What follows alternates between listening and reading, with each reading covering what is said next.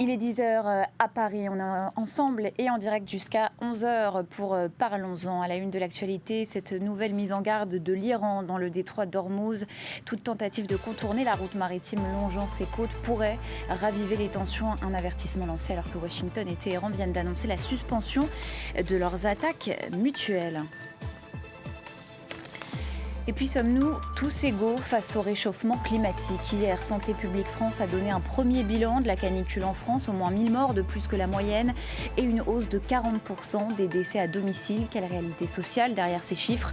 À quel point la crise climatique creuse-t-elle les inégalités et que peut faire le politique pour les corriger? On en parle pendant les 45 prochaines minutes avec Selma Huard, chargée de plaidoyer inégalité climatique chez Oxfam, et avec Philippe Drobinski, climatologue. Bienvenue, c'est Parlons-en.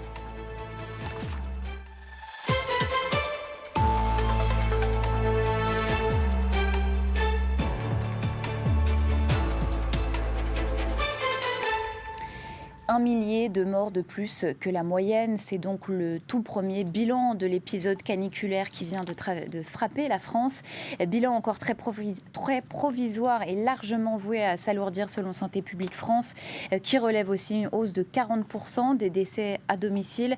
Alors où en sommes-nous dans la vague de chaleur extrême que nous traversons? Y aura-t-il un avant et un après? Et quelles leçons peut-on d'ores et déjà en tirer? Deux invités pour en parler aujourd'hui dans Parlons-en. Selma Huard, bonjour, merci d'être avec nous, chargée de plaidoyer inégalité climatique chez Oxfam. Avec nous également Philippe Drobinski, bonjour. Bonjour. Bienvenue sur ce plateau. Vous êtes climatologue, directeur de recherche au CNRS, auteur du prochain rapport du GIEC. On va voir aussi ensemble à quel point la crise climatique est aussi devenue l'un des grands accélérateurs des inégalités en France. On se demandera comment le politique s'empare de cette question à un an de la présidentielle. Mais d'abord, Philippe Drobinski, la question qui est sur toutes les lèvres depuis hier soir. On parle d'une deuxième canicule à venir à partir du 6 juillet en France. Une troisième, du coup. Une troisième, effectivement, mais une deuxième de très forte ampleur, dirons-nous. À quoi faut-il s'attendre ? Non, mais effectivement, enfin, c'est encore un tout petit peu trop tôt pour dire quelle va être vraiment l'ampleur de cet épisode de chaud. En revanche, oui, effectivement, les prévisions ont l'air de montrer que autour du 7 juillet, 6-7 juillet jusqu'au 11 juillet, on devrait effectivement de nouveau transpirer. Mais ça serait quoi, une canicule similaire? Parce Alors, qu'on lit tout et son contraire. Non, parce que là, c'est encore trop tôt. 10 jours pour faire de la prévision du temps, ça reste des échéances assez longues, donc encore beaucoup d'incertitudes. Mais il y a effectivement les prévisions à moyen terme du Centre européen ont l'air de montrer que les probabilités sont assez fortes de dépasser, on va dire, plus de 35 degrés dans la journée. Oui. Et puis, Selma Huard, comment vous appréhendez les prochaines semaines? Les prochaines semaines, elles risquent d'être très similaires à ce qu'on a déjà vu. Ce qui a été intéressant intéressant et désolant avec l'épisode de canicule qu'on vient de vivre, c'est que ça a été vraiment révélateur des inégalités sociales, territoriales et de genre qu'il y a en France. Donc on pense continuer à voir ça avec les inégalités qui continuent de se creuser lors de tout épisode de canicule. On a un petit peu peur. Beaucoup d'inquiétudes de votre côté. Beaucoup d'inquiétudes. Cette séquence de canicule qui pourrait donc réapparaître très rapidement face à ces fortes chaleurs et ce nouveau contexte de vie, quel est votre regard sur ces images et ces situations vécues et plus généralement sur cet été qui serait en fait le plus froid du reste de notre vie? Parole de Français avec Antonin Joly et nos confrères de France 2. 12 jours qui nous ont semblé une éternité. Tant nous avons transpiré et souffert. La peau qui brûle pendant que je rentre à vélo du travail, mais qui brûle, vraiment. 12 jours et 12 nuits d'une canicule historique qui a bouleversé notre quotidien et nous interroge aujourd'hui. Un peu peur du coup de voir que le thermomètre s'affole et monte en flèche. Il va falloir se préparer bien davantage parce que ces cycles-là risquent de revenir de plus en plus et il va falloir s'y préparer. Au premier jour de la canicule, les transports deviennent rapidement des étuves. C'est la galère, sincèrement c'est la galère. Ah ben c'est insupportable, hein. Il y a trop de chaleur, il y a tout le monde qui respire, tout le monde qui transpire, c'est une horreur. Les plus exposés, ceux qui passent des heures entières sous le cagnard. Les couvreurs, ou dans cette usine, ce confiseur exténué. Avec la chaleur de l'usine, la chaleur de l'extérieur, là on est cuit là. Vraiment ici on mouille le maillot. Hein. Le sourire encore dans les premiers jours, car les nuits sont plutôt douces. Mais rapidement, elles n'offrent plus aucun répit. La stratégie de certains, rester dehors une partie de la nuit. Mais aujourd'hui, d'autres, fatigués, disent vouloir déménager. À titre perso, on pensait à quitter Paris. Ça confirme que vivre dans le béton, c'est catastrophique. Des journées accablantes, des nuits sans repos. Peu à peu, les plus fragiles montrent des signes de fatigue. Mon corps, il me dit halte au feu. Donc, quand je m'étends, parce que sinon je vais... Conséquences inquiétantes d'un climat qui se dérègle. Oh. Des signes de déshydratation jusqu'aux coups de chaud très violents dans des urgences débordées. Là, elle est à 42, la dame, il faut faire quelque chose. Ben oui. Il faut remplir ça de 100 litres d'eau la plus froide possible. C'est ça l'urgence. Des hôpitaux, souvent dépourvus de climatisation, et contraints de mettre des couvertures de survie aux fenêtres. Des bâtiments qui ne sont plus adaptés aux températures actuelles. Des routes qui gondolent sous l'effet de la chaleur. Et des écoles contraintes de fermer. Personne n'était prêt à, quoi. Ni les écoles, ni les hôpitaux, ni rien, quoi. Enfin, rien n'a été anticipé, quoi. Et c'est pas le gouvernement actuel, hein, c'est tous les gouvernements depuis 30 ans, quoi. Bousculés aussi par ces fortes chaleurs, les animaux, dans les élevages ou dans nos maisons.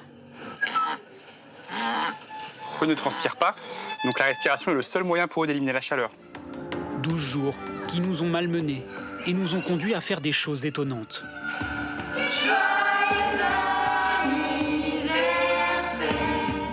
Souffler une nouvelle bougie dans la fraîcheur d'un parking, l'une des images symboliques d'un mois de juin qui restera dans l'histoire. Philippe Drobinski, est-ce que vous pouvez nous aider à prendre la mesure de ce que la France vient de traverser après 12 jours d'une canicule historique? Quel bilan en faites-vous?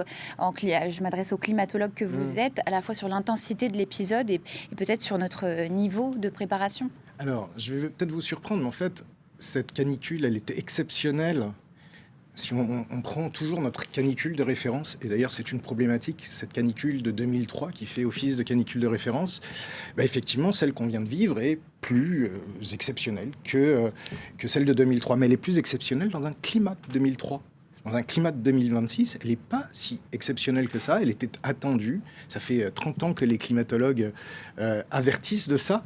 Donc ce qu'il faut savoir, c'est que lorsqu'il y a cette phrase qui dit effectivement qu'on vit l'été le plus froid du reste de notre vie, c'est exactement ce à quoi il faut qu'on se prépare. C'est tout simplement une canicule qui va être rapidement battue en termes de record de durée, en termes de record d'intensité, qui va être battue dans les prochaines années. Donc il faut se préparer à bien plus que les canicules que l'on vient de subir. Donc ce n'est plus pertinent aujourd'hui, si je vous comprends bien, de faire la comparaison avec la canicule référence de 2003. Non, la canicule de 2003, c'était effectivement Elle avait fait 15 000 morts. Extrêmement exceptionnel, mais dans le climat de 2003. Maintenant, une canicule de 2003 dans le climat de 2026, c'est plus exceptionnel, et c'est ce qu'on est en train de vivre. On a vécu 2 canicules fin mai, déjà exceptionnel en soi, en termes de précocité. Juin exceptionnel qui a battu tous les records des précédentes canicules de référence 2019 et 2003. Et il est même probable qu'on puisse, 10 jours après, encore faire face à un épisode chaud. Voilà, donc ça va être notre quotidien. Et encore une fois, ce quotidien n'a probablement encore rien à voir avec ce qui va se passer dans les prochains 10 ans. Une canicule qui a des conséquences mortelles. Selma Huart, votre regard sur ce premier bilan donné par Santé publique France, plus de 1000 morts que la moyenne et une hausse de 40% de décès à domicile. Comment vous, sachant qu'on est lundi et que le lundi, souvent, les aides ménagères reviennent et vont peut-être découvrir des personnes, là aussi, en situation très, très vulnérable, comment vous analysez ces données ? Nous, on analyse ces données évidemment sur le prisme des inégalités, parce qu'effectivement, on a donc 1000 morts recensés qui risquent d'augmenter, parce qu'on est tous touchés par la chaleur, mais on n'est pas tous touchés de la même manière. Et donc ça, c'est quelque chose qui, pour Oxfam France, est important de mettre en avant. C'est que dans les morts, en fait, c'est pas une sélection aléatoire dans la population, mais on va retrouver extrêmement en masse des personnes qui sont les plus précaires, des personnes plus pauvres, des enfants. Et nous, c'est ça qu'on regarde. On a sorti un rapport avec Oxfam France il y a 10 jours sur les impacts sanitaires des différentes crises climatiques, dont les canicules. On se rend compte que lors des épisodes de canicule, on va avoir les maladies rénales qui augmentent, les AVC, sur tout le monde, donc pas que sur les personnes âgées, mais il y a une partie de la population qui est particulièrement touchée, et ce sont les personnes les plus pauvres et les femmes. On se rend compte que, par exemple, pour les AVC, en temps normal, une femme, elle a 65% plus de chances, de risque de mourir d'un AVC qu'un homme parce qu'elle est prise plus tard en hospitalisation. On ignore un peu plus les alertes. Par ailleurs, pareillement pour un ménage qui est plus pauvre, il a 1,4 fois plus de chances de mourir d'un AVC. Et donc, quand on sait que les canicules, elles augmentent le risque d'AVC, on voit très bien qu'il y aura plus de personnes pauvres, plus de femmes qui risquent d'en mourir.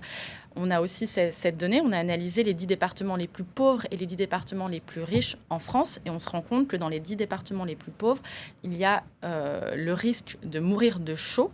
Il est de plus de 31% par rapport aux départements les plus riches. C'est ce qu'on voit à l'image, donc des données chiffrées qui se basent sur l'été 2025, c'est ça? Oui, tout à fait. Et donc là, c'est encore exacerbé. On se rend compte que donc, les morts, ils vont être inégalement répartis dans toute la population.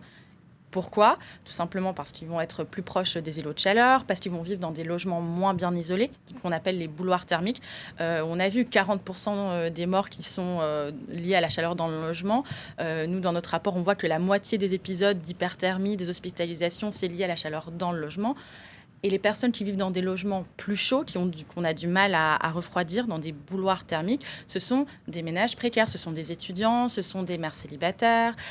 Et donc, on n'est pas tous logés à la même enseigne face à la chaleur. Et donc, on va avoir une surmortalité, notamment chez les personnes déjà les plus vulnérables, qui en plus sont celles qui consomment le moins et donc qui participent le moins au réchauffement climatique. Et donc, c'est ce qu'on appelle une injustice climatique mortelle, en fait. Il y a une surmortalité aussi dans la capitale. Samedi dernier, le SAMU de Paris recensait 109 morts en 24 heures sur la voie publique ou à domicile. C'est 4 fois plus que la normale.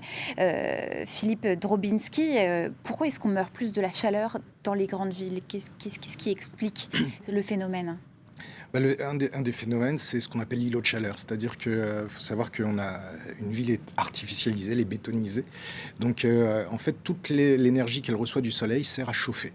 Et avec en plus une capacité de stockage des parois des bâtiments qui font qu'on va quelque part continuer à chauffer même durant la nuit.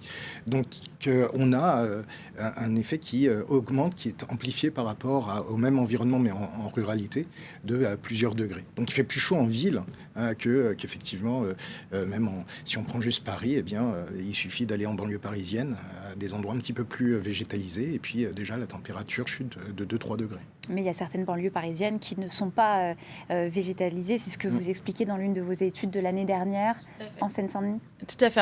On a été regardé en Seine-Saint-Denis. On a travaillé avec l'association Get Up, qui est donc vraiment installée en Seine-Saint-Denis.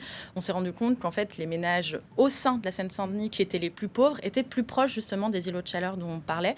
On a aussi parlé du fait que donc, c'était moins bien végétalisé. À Aubervilliers, on a seulement 3 mètres carrés d'espace vert par habitant. C'est extrêmement peu. Il faut savoir que l'OMS, donc l'Organisation mondiale pour la santé, elle préconise 12 mètres carrés d'espace vert par habitant minimum pour être en bonne santé. Donc là, c'est divisé par 4, le minimum pour juste être en bonne santé. Donc dans des épisodes caniculaires, effectivement, ce sont les personnes encore les plus précaires qui sont le plus exposées et qui n'ont pas de moyens de se rafraîchir. Ce sont les mêmes personnes qui, en plus, n'ont pas une résidence secondaire ou de quoi prendre un billet de train pour aller se mettre au frais. Donc, en fait, c'est pour ça qu'on voit une surmortalité chez les personnes les plus pauvres. C'est que non seulement elles sont surexposées, mais en plus de ça, elles ont moins de moyens de protection. Et donc, c'est vraiment un cocktail horrible de mortalité pour ces populations-là. 12 mètres carrés par habitant, les recommandations de l'OMS, quel regard le climatologue que vous êtes porté sur cette recommandation? Est-ce que c'est suffisant, 12 mètres carrés de... Alors ça, je sais pas comment le 12 mètres carrés a été retenu. Ce qui est certain, c'est qu'en fait, juste dire ça, nous ouvre la voie surtout sur les solutions d'adaptation. Enfin, moi, je pense qu'il faut surtout parler des solutions d'adaptation, et la végétalisation des espaces urbains en est un. Et voilà, et pour l'instant, on a beaucoup de retard sur une stratégie qui intègre tous les leviers, toutes les options, tous les leviers d'action pour s'adapter justement à des canicules, non pas de 2026, mais de 2050 ou 2100. Et pourtant, le président de la République a récemment défendu son bilan en la matière. Je vous propose de l'écouter. Ça fait maintenant plusieurs années que nous avons accompagné une transition de nos habitats, de nos bâtiments publics, de nos infrastructures publiques, qui correspond à l'adaptation. Donc il y a un gros travail qui a été fait, et je pense que l'honnêteté conduite à le regarder, à la fois de montants investis et de vraies transformations, et qui ont changé beaucoup de choses. Nous sommes adaptés au réchauffement. Voilà Emmanuel Macron qui...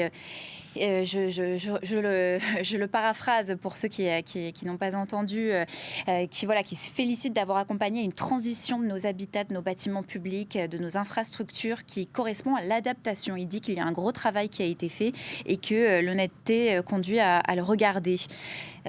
Comment vous recevez cette phrase ? En fait, il a dit nous sommes adaptés au réchauffement climatique, mais on ne s'adapte pas à un pic qui n'a pas d'équivalent aujourd'hui. Et c'est ça plutôt, c'est cette deuxième partie. On peut toujours arguer du fait qu'il y a eu ou pas de l'action. On peut aussi surtout dire qu'il n'y en a pas suffisamment. Je pense que on peut regarder de temps en temps le verre à moitié vide et à moitié plein. Mais là, je pense qu'on peut le regarder aussi un petit peu de façon à moitié vide. Mais cette phrase suggère surtout qu'on ne peut s'adapter qu'à des événements que nous avons déjà vécus. Or, c'est exactement ce que le changement climatique nous amène précisément vers des événements extrêmes qu'on n'a jamais vécus, inédits.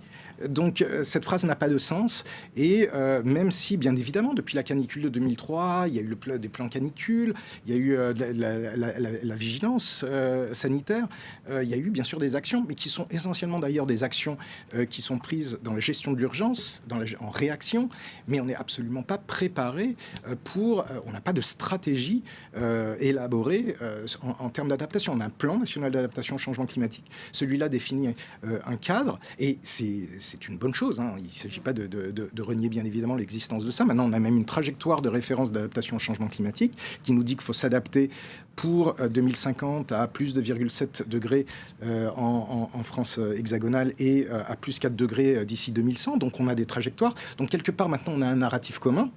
Mais des politiques d'adaptation systémiques n'existent pas.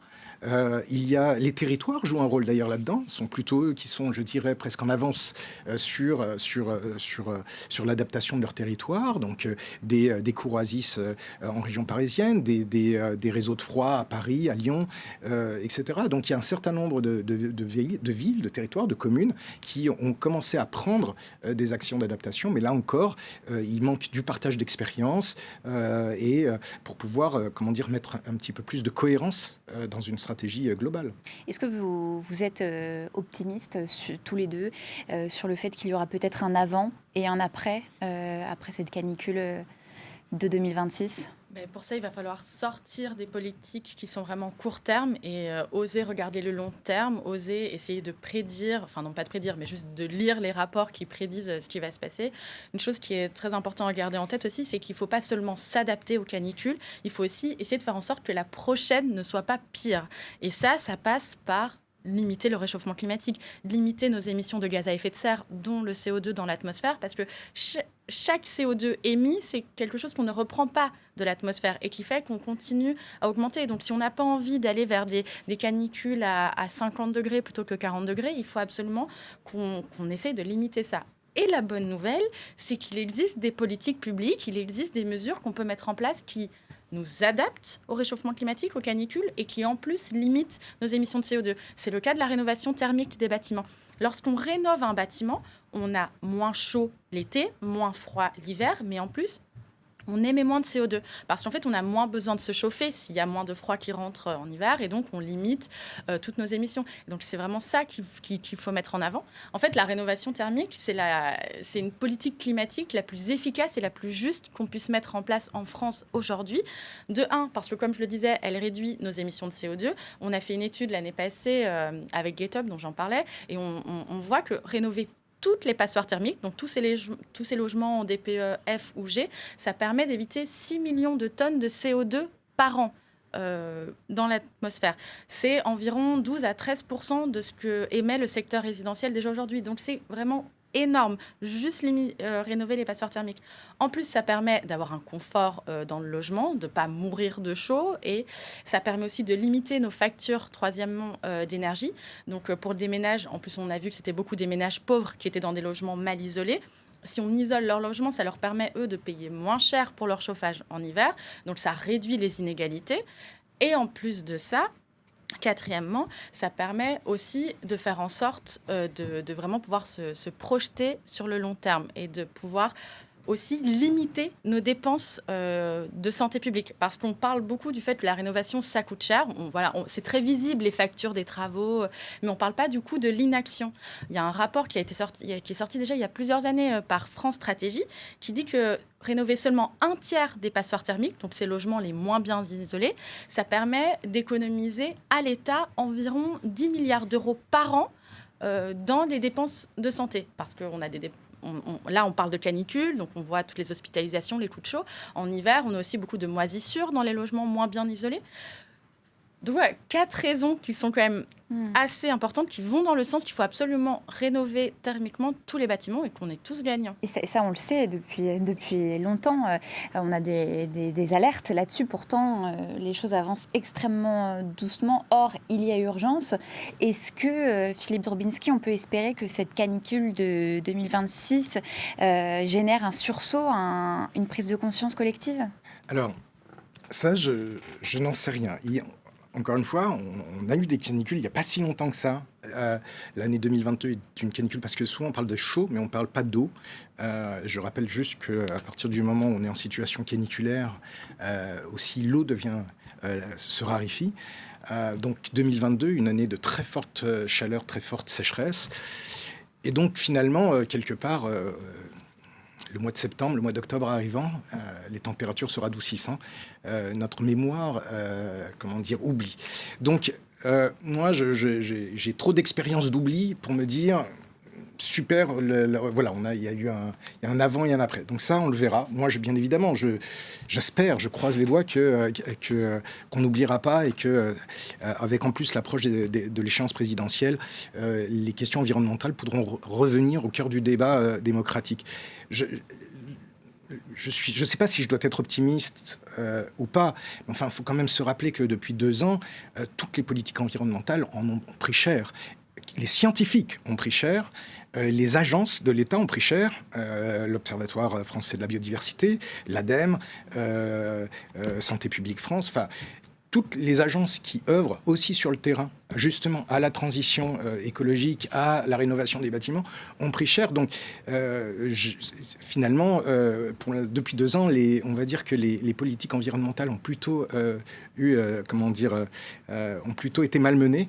Et j'espère que... Le financement aussi, le fonds vert qui a été... oui, exactement, tout à fait. Le financement... amputé des 2/3... Et je rappelle qu'il y a un rapport d'économistes de l'environnement qui dit quand même qu'1 euro investi dans l'adaptation, c'est 7 euros de dommages évités. Donc, tout ça est une valeur qui, effectivement, une valeur économique qui est un peu cachée. Je pense que les entreprises s'en emparent de plus en plus quand même. Mais effectivement, ce n'est pas... économiquement, ce n'est pas un mauvais choix d'investir dans l'adaptation. Oui, tout à fait, j'aimerais réagir. Déjà, les politiques environnementales, elles ont été complètement mises à mal. Il y a un rapport du réseau Action Climat qui en recense presque 90, je pense. Et on parlait des financements. Effectivement, en fait, c'est bien, heureusement, qu'on a une trajectoire d'adaptation dont vous avez parlé tout à l'heure, qui est mise en place. Après, il faut qu'elle soit financée. Et nous, on a parlé des collectivités. On a parlé du fait que les collectivités, parfois, elles étaient avant-gardistes, elles mettaient en place des choses sur leur territoire. Et d'ailleurs, c'est elles qui connaissent le mieux leur territoire.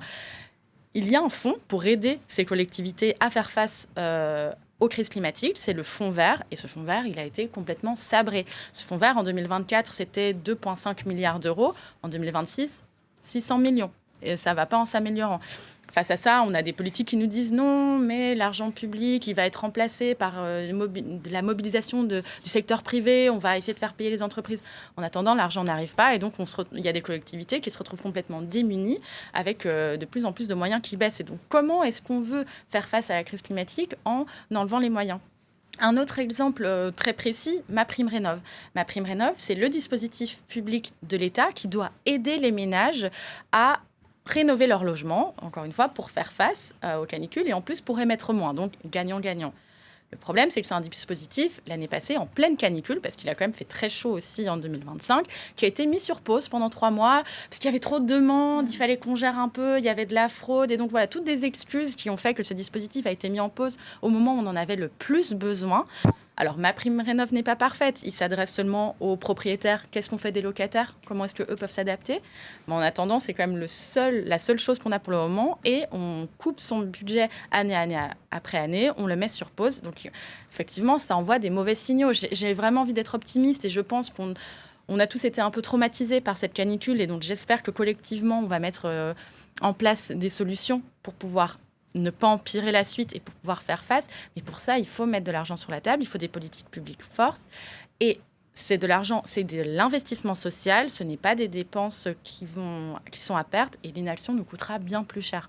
On a vu, c'est depuis plusieurs jours, on entend revenir un vocabulaire qui rappelle celui du Covid. On parle de crise, de gestes de crise sanitaire même, de gestes de prévention, de personnes vulnérables et d'hôpitaux sous tension. Est-ce qu'il faut désormais considérer ces grandes vagues de chaleur comme un risque sanitaire majeur au même titre qu'une épidémie ? Je pense qu'il faut justement sortir de la gestion de crise, en fait. Ce que l'on vit, c'est juste le début d'un climat qui sera encore plus chaud, plus agressif, plus de canicules, plus d'inondations, plus de tempêtes, plus fortes. Enfin, voilà, les extrêmes climatiques vont devenir de plus en plus forts, fréquents, et puis effectivement, en matière de canicules, à la fois plus précoces et plus tardives. Donc on n'est plus dans de la crise en fait. Il faut commencer à être préparé tout simplement à faire face à ce type d'événements et se préparer et s'adapter justement aux situations les pires pour que ce ne soit plus de la crise. Alors justement, sur l'adaptation, je voudrais vous citer une tribune du journal Le Monde. Elle est signée Elisabeth Laville, fondatrice du cabinet Utopie. Elle met au jour une nouvelle géographie française de la vulnérabilité face à la chaleur. Vous la voyez apparaître à l'écran, avec notamment à l'horizon 2050, 8 départements qui devraient cumuler plus de 10% d'emplois très exposés à la chaleur, avec plus de 12% d'habitants âgés de 75 ans et plus de 3 jours par an au-dessus de 35 degrés. On a aussi une inégalité par métier qui commence à apparaître et qui est lui aussi une sorte d'angle mort de la manière dont on appréhende la crise climatique. À l'échelle nationale, on estime que près d'un quart des emplois sont exposés ou très exposés à la chaleur. Est-ce que c'est le début d'une nouvelle économie de la chaleur ? On va écouter à ce sujet le ministre du Travail, Jean-Pierre Farandou, qui propose des solutions. Écoutez. Je pense qu'avec les Français, avec le pays, il faut qu'on discute. Est-ce que le pays ne doit pas s'adapter lui-même en amont du monde du travail ? Effectivement, les horaires 9h-18h sont-ils adaptés ? On peut en discuter. On va faire un voyage d'études et je vais proposer aux partenaires sociaux, bien sûr, de venir. On y restera 2 ou 3 jours, bien évidemment. Et on essaiera de comprendre comment la société espagnole s'est adaptée à la chaleur. Ils sont juste à côté. Il faut qu'on considère en fait que la France, l'été, ça devient l'Espagne. Si on se met en tête que ça devient l'Espagne, et c'est comme ça... À ce moment-là, on s'adapte comme... Et on s'adapte comme... Elle s'inspirait de l'Espagne. Est-ce que ça peut être une solution ? Je vous vois rire. Non, dans le rapport du GIEC, donc je pense qu'on est même c'était au 5e, je crois, rapport du GIEC, ou même peut-être au 4e. Il y avait déjà une carte qui avait fait un petit peu, qui avait été reprise souvent par les médias. Donc effectivement, où on disait que la France serait l'Espagne, etc. Et voilà, les villes, on projetait les villes d'Espagne en France, etc. Alors d'abord, encore une fois, c'est pas que de la chaleur, le réchauffement climatique, c'est de l'eau, ne l'oublions pas. C'est donc à la fois moins d'eau pour la partie sud de la France, donc la partie méditerranéenne de la France. C'est plus d'épisodes intenses. Juste un mot quand même, en 2050, il devrait y avoir pratiquement un tiers de nuits tropicales sur le bassin méditerranéen français. Un tiers de nuit tropicale, c'est-à-dire un tiers de nuit où on n'arrive pas à descendre en dessous de 22-25 degrés. C'est un tiers de l'année, c'est-à-dire une centaine de jours qui seraient exposés à ça. Donc, bien évidemment, il y a des risques sanitaires. Donc, la comparaison France-Espagne, pour vous, alors, ok, disons qu'elle est facile à comprendre. On va dire que c'est ça, sa vertu pédagogique. Maintenant, je pense que c'est encore une fois, c'est prendre les choses de façon trop simpliste. Il est grand temps qu'on s'attaque vraiment au fond. Il y a les faits scientifiques sont solides en matière de climat, en termes de résilience, en matière d'adaptation. Il est temps d'intégrer toute la complexité. C'est systémique, c'est complexe, et il est grand temps d'intégrer toute cette complexité dans des mesures, dans des politiques d'adaptation qui tiennent la route. Et alors effectivement, encore une fois, je peux comprendre l'image, elle a une vertu pédagogique, mais il ne faut pas qu'on s'arrête à ça. En revanche, ce qui est certain, et là on le voit, les pays scandinaves commencent à regarder quelque chose qui peut paraître assez hallucinant. Ils regardent les pays du sud donc de l'Europe sur les questions de sécheresse et de feux de forêt. Ils ont de superbes forêts dans les pays scandinaves. Jamais ils ont été touchés par une sécheresse, jamais par un incendie. Seulement, ils se disent, voilà, le climat dans 20-30 ans, c'est peut-être, alors ce sera peut-être pas l'Europe du Sud quand même, mais en tout cas, les questions de sécheresse et de feux de forêt pourraient commencer à les toucher. Donc, ils commencent à regarder un petit peu, à regarder ce qui se fait en Europe du Sud en matière de gestion de crise, déjà vis-à-vis des questions de sécheresse et de feux de forêt. Et ben, je trouve que ça, c'est un bon exemple d'anticipation. Voilà. Ils ne sont pas du tout encore confrontés au problème et ils commencent déjà à intégrer éventuellement ce que pourrait être leur situation dans plusieurs décennies. Et donc oui, bien évidemment, il faut aller prendre des exemples sur ce qui se fait ailleurs, l'Espagne, la Grèce, bien sûr toute la rive sud de l'Europe, toute l'Europe du Sud, bien évidemment, on doit apprendre d'eux. Il y a ces refuges climatiques dans beaucoup de villes espagnoles, etc. Donc oui, il y a aussi à la fois d'ailleurs des retours d'expérience qui sont des succès, puis il y a des retours d'expérience qui sont des échecs qu'il faut aussi intégrer. Sur cette nouvelle géographie de la vulnérabilité avec ces territoires qui cumulent, comme c'était expliqué dans la tribune, emploi exposé, population âgée et forte chaleur, est-ce qu'il faut désormais cibler prioritairement les politiques publiques dans ces zones à risque ? Tout à fait. Il faut absolument qu'on cible et qu'on priorise où est-ce qu'on va mettre des politiques, évidemment, de l'effort politique, même s'il faut que ce soit fait sur l'ensemble du territoire. Mais cet effort ne peut pas prendre la même forme partout. C'est pour ça qu'encore une fois, c'est hyper important de se baser sur les collectivités territoriales et de donner les moyens de le faire. Là, ce qui est intéressant avec cette tribune, c'est qu'une fois de plus, on voit qu'on a extrêmement bien documenté, on sait vers quoi on va, et donc à un moment, il faut que ce soit pris et utilisé, et notamment que les financements adéquats suivent toutes ces recommandations scientifiques. Sur la question des emplois, il faut évidemment absolument protéger les travailleurs et les travailleuses qui sont dans des conditions extrêmes de chaleur. Il faut aussi en fait faire évoluer les emplois, non seulement pour qu'ils soient plus adaptés, mais aussi pour qu'ils puissent être alignés avec des trajectoires de diminution des émissions de gaz à effet de serre, parce que je le rappelle, il faut s'adapter, mais il faut aussi essayer à tout prix de faire en sorte que ce soit moins pire demain. Et ça va vers un changement de notre économie, ça va vers un changement de notre manière de travailler, et on va devoir accompagner toutes les personnes qui travaillent. Parce qu'on ne peut pas seulement mettre des politiques climatiques en place qui soient à leur rencontre, qui soient à l'opposé des bénéfices pour les travailleurs et les travailleuses. Donc il faut absolument qu'on puisse s'appuyer notamment sur les syndicats, aussi en plus que sur les collectivités, pour qu'on puisse tous ensemble mettre en place une transformation de notre manière de travailler pour s'adapter et pour diminuer absolument nos émissions de gaz à effet de serre. Et aussi pour le vivre ensemble, c'est le vivre ensemble aussi qui est menacé.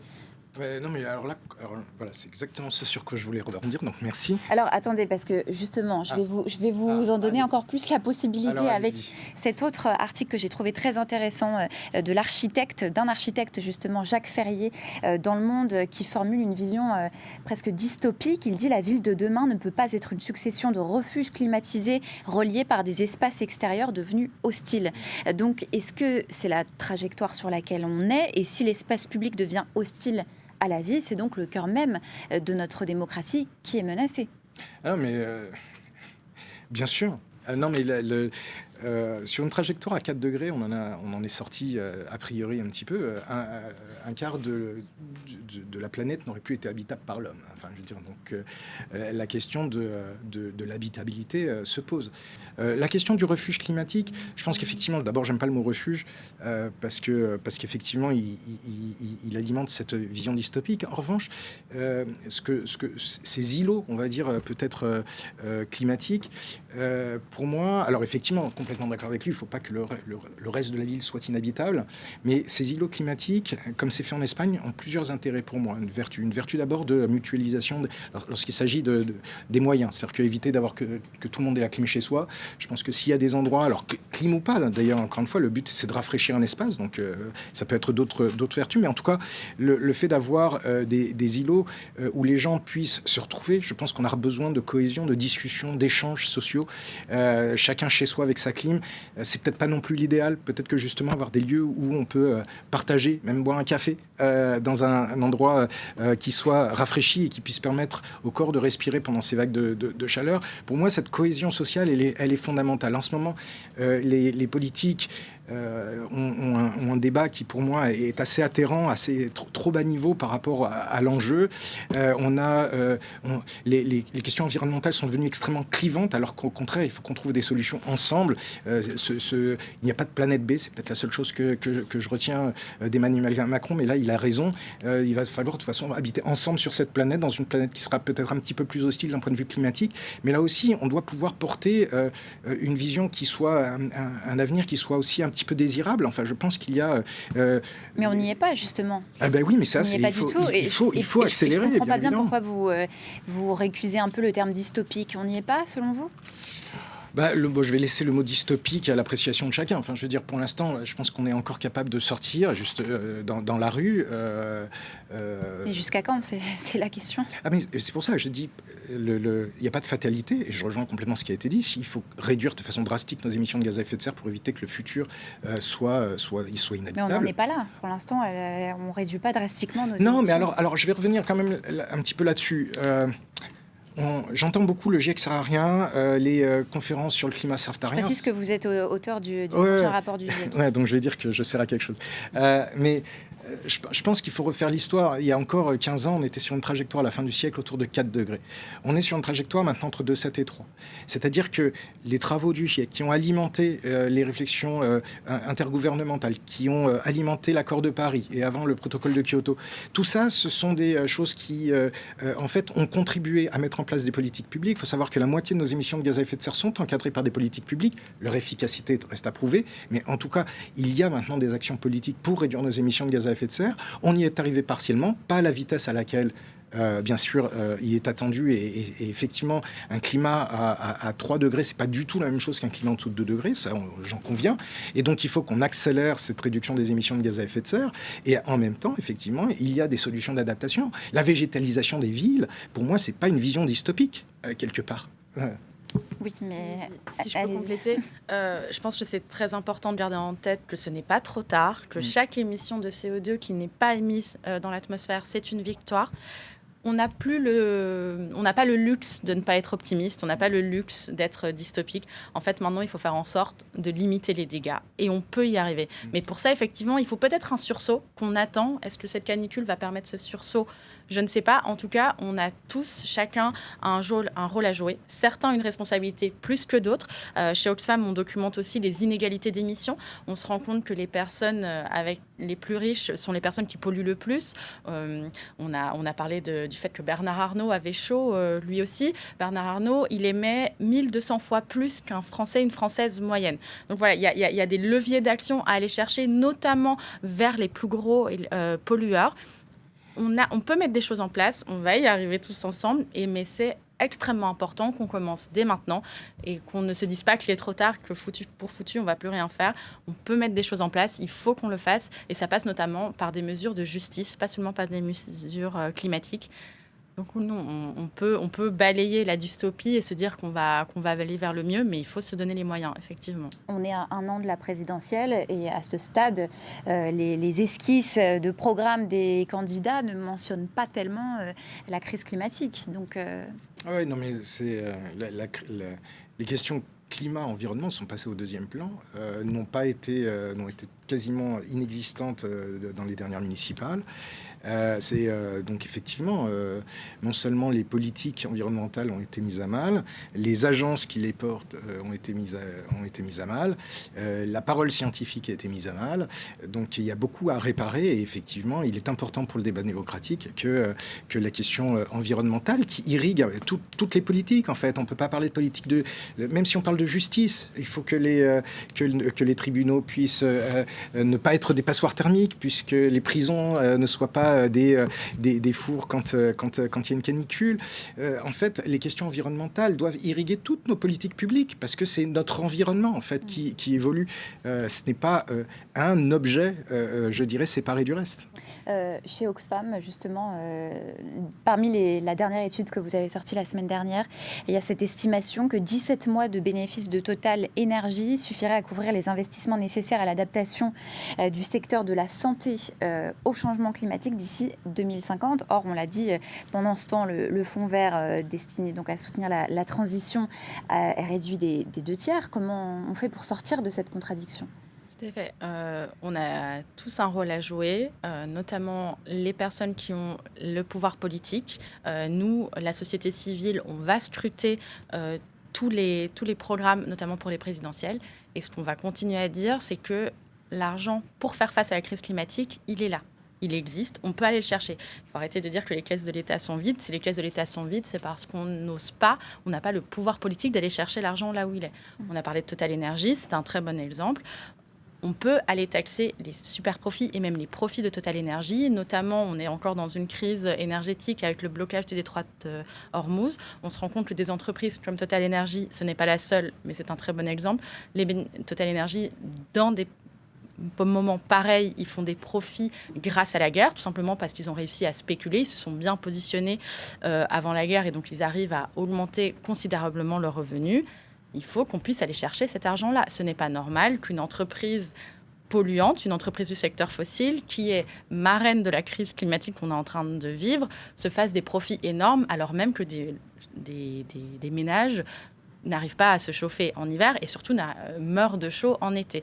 Donc, on a fait une étude avec Oxfam et Oxfam France. On estime que hors super profit, hors période de crise, on peut aller chercher 2 milliards d'euros par an, rien qu'en taxant les profits de Total Énergie, en faisant en sorte de mettre en place des mesures fiscales unitaires. Donc, c'est-à-dire qu'on ne va pas seulement regarder ce que Total Énergie déclare en France, mais on va regarder les profits globaux et on va utiliser d'autres indicateurs pour savoir quelle partie de ces profits globaux est effectivement réalisée en France. Et donc, il y a de l'argent à aller chercher. Il faut juste se donner les moyens de le faire. Et ça, la volonté politique. Et la volonté politique. De le faire. Donc, une fiscalité climatique sur le long terme. Il nous reste quelques minutes. Je voudrais vous demander à chacun, avant de se quitter rapidement, quelles sont les bonnes idées, les choses à mettre en place maintenant, et aussi les fausses bonnes idées. On a beaucoup politisé la clim ces dernières semaines. Je pense qu'on peut aller un peu au-delà dans le débat. Et vous pouvez nous donner vos recommandations. Non, mais moi, personnellement, ce qui a été dit, je pense que la rénovation... En gros, si on parle juste du contexte français, la production électrique est décarbonée. Donc, oublions-la 2 secondes. En gros, nos émissions, c'est le transport, le bâtiment et l'industrie. Bien évidemment, l'agriculture aussi.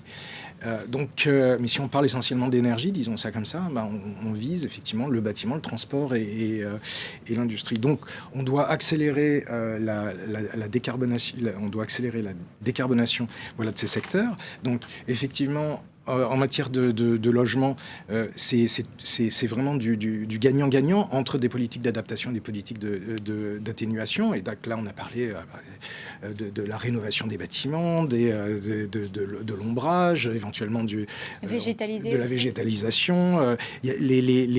Pour le coup, les exemples sont multiples. Juste rappeler que la dernière réglementation thermique pour les bâtiments, elle prend encore la canicule de 2003 comme référence, ce qui prouve encore une fois qu'on est complètement à l'ouest, même sur les règlements thermiques. Après, il y a l'accélération en matière de mobilité, d'abord privilégier les transports en commun, la mobilité douce, la marche, c'est aussi bon pour la santé, donc avec des co-bénéfices importants, mais après, bien évidemment, l'électrification de la mobilité. Et puis enfin, ce qui, pour l'instant, a du mal à décoller, c'est l'électrification de l'industrie, même si des exemples commencent à émerger.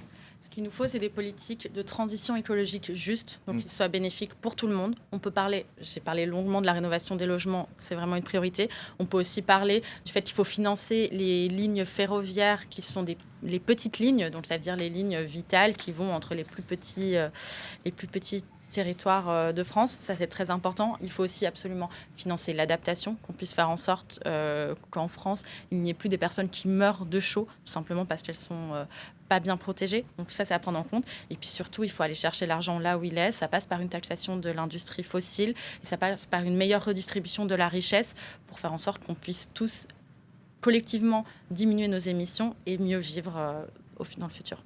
Selma Huard, chargée de plaidoyer inégalité climatique chez Oxfam. Merci à tous les deux. Et Philippe Drobinski, climatologue, auteur du prochain rapport du GIEC. Merci pour votre éclairage et vos recommandations à tous les deux. C'est la fin de cette émission. On se retrouve à 11h pour un nouveau journal. Restez avec nous tout de suite.